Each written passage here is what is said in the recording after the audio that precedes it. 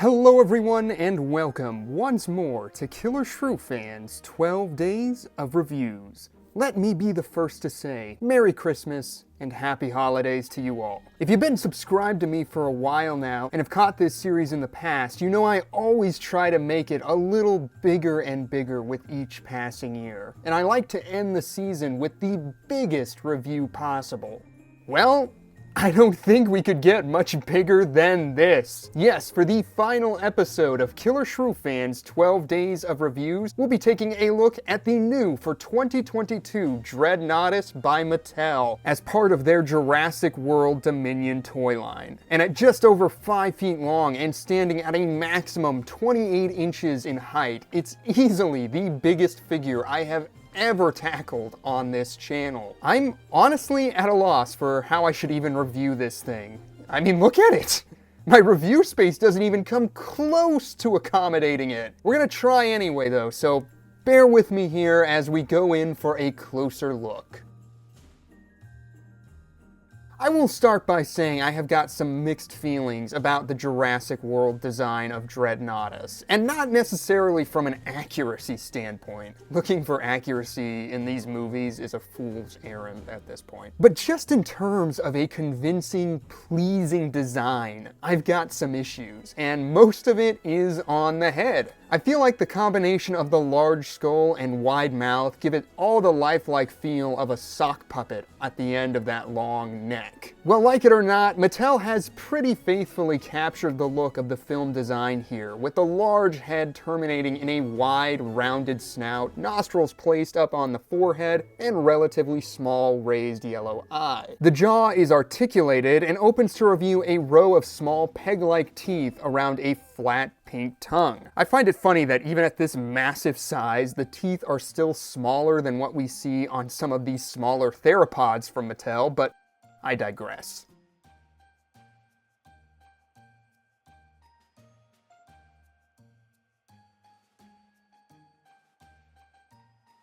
Moving down onto the neck, I love the thickness of it and how it gradually widens as you approach the trunk, and it's finished convincingly enough with flexing cords of muscles, pulling tendons, and lines of stretching or hanging skin details.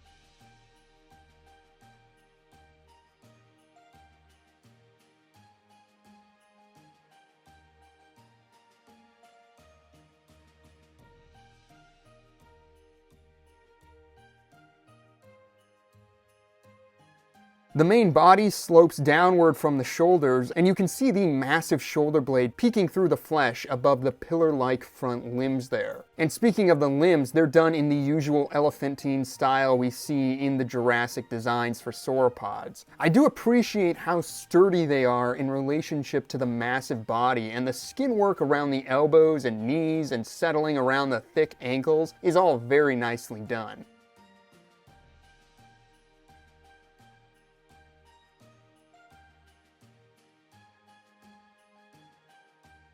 The feet are then equally elephantine in their appearance, sporting 5 unpainted toe claws on the front and 4 on the back.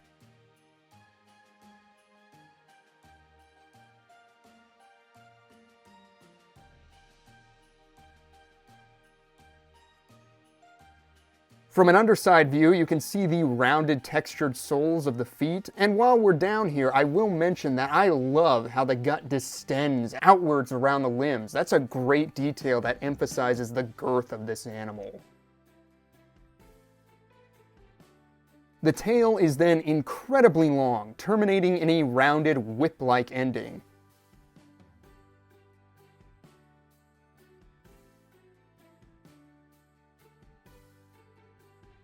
As far as the detail work goes, it's mostly leathery, bumpy skin folds across the board with areas of carved out striations and rolls of flesh forming with the movement of the limbs and where the tail and neck meet the torso. It might be a little more crisp than the detail work we see on the Brachiosaurus, but I'd still say last year's Apatosaurus has the sharpest sculptural detail of the three.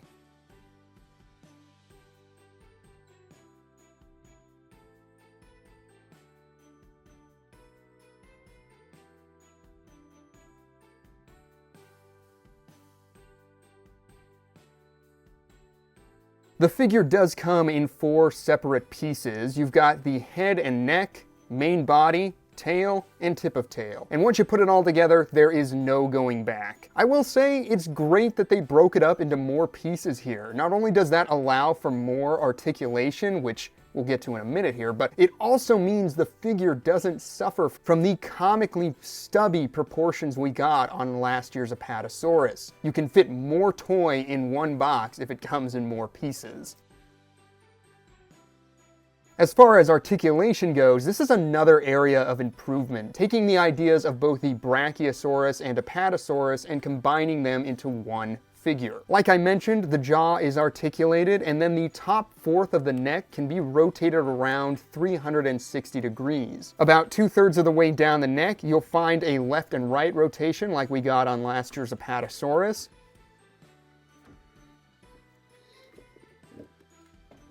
And then the base can be pushed up and down like on the Brachiosaurus. That makes for 3 different points of articulation in the neck alone, whereas the Brachiosaurus and Apatosaurus only had 1 and 2 respectively. And that extra point really goes a long way here, as it lets you get a decent range of motion and poses out of the figure. You're even able to position the neck based on what positioning you believe was the default for sauropods, horizontal, or the right way, vertically. The limbs can then rotate forward and back, although their motion is a little hindered by the swell of the gut.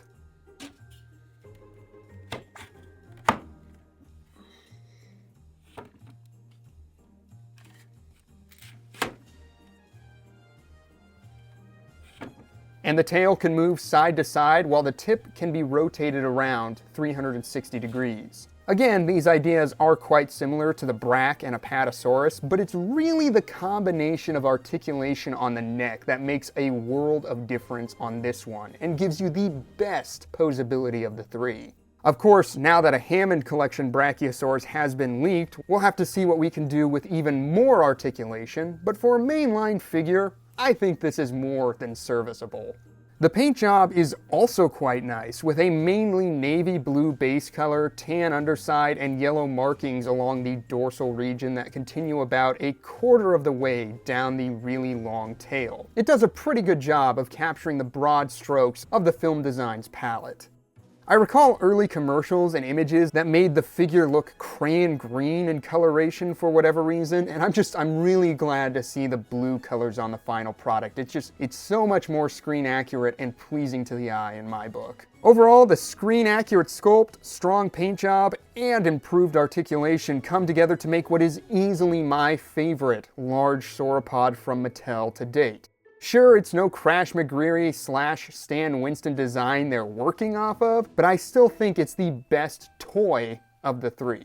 And of course, another great appeal of this figure is its incredible size. I mean, I guess if you're trying to store it, it's a detriment, but if you have it out, yeah, that's a big draw to this thing. I don't think any photo or video review can really prepare you for it. It's just something you have to have in your hands to really appreciate. Like I said, it's just over 5 feet long, and seeing as the animal in Dominion was 86 feet in length, that would put this figure at an impressive 1/17 scale, close enough to the usual 1/18 scale of the rest of the line in my book. For comparisons, I don't have a ton of Jurassic stuff at the moment that isn't in storage, but I can at least pit it against the other big sauropods Mattel has done to show you just how massive this thing is in comparison. The Brachiosaurus was an unprecedented achievement from them a few years back, but as you can see, the Dreadnoughtus has got it beat in basically every department, not least of which is size. Last year's Apatosaurus was a bit of a mixed bag for me. I liked the sculpt, and I still think it has the best details of the bunch, but the proportions were just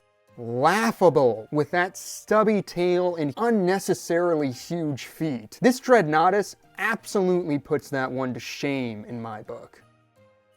Then, just to further nail my point home about how big this thing is, I decided I would bring in some of the biggest models in my collection. First up, we've got the Nanmu Brachiosaurus. Yeah, one of the few times I'll be giving their Watchmen figures the time of day on this channel. And while we're on the subject, here it is with their long boy Apatosaurus.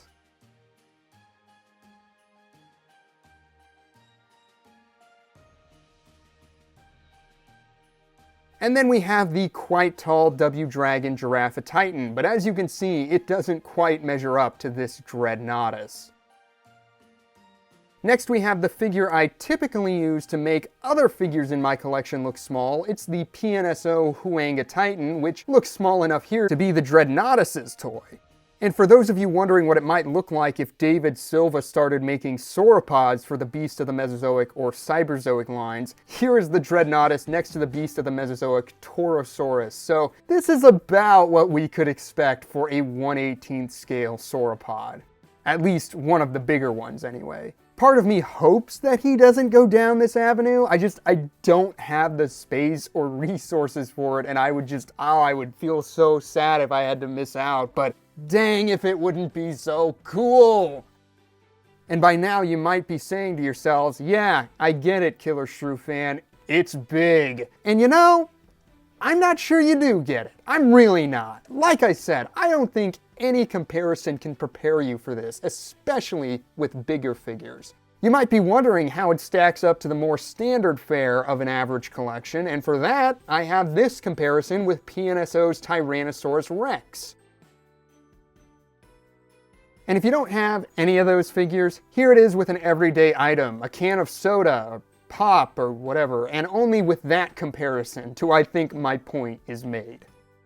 Oh, and I almost forgot to show the DNA scan code. So anyone who's interested in that who, for whatever reason, doesn't have it yet, there's a nice clean look at it. And that was Mattel's absolutely massive Dreadnoughtus. In conclusion, this is an awesome toy, and something Kid Killershrewfan would have gone absolutely crazy over. A few years ago, I never would have guessed we'd get so much as one massive sauropod from Mattel, and now here they are continuing in the trend with what I feel is their best yet. Here's hoping they continue with a Mamenchisaurus, then I think we'd be all set on big Jurassic sauropods in the main line. And thank goodness, right? I hardly have space for the ones I have now, and I'm sure there are plenty of parents out there just cursing Mattel for making toys as big as a mid-sized dog. I will say, I am still holding out for some real feel skin and or bendable wire tails or necks on these things. But I'm still really impressed with this toy for what it is, and I don't doubt that it was on a lot of Christmas lists this year. I mean, it definitely would have been top of mine.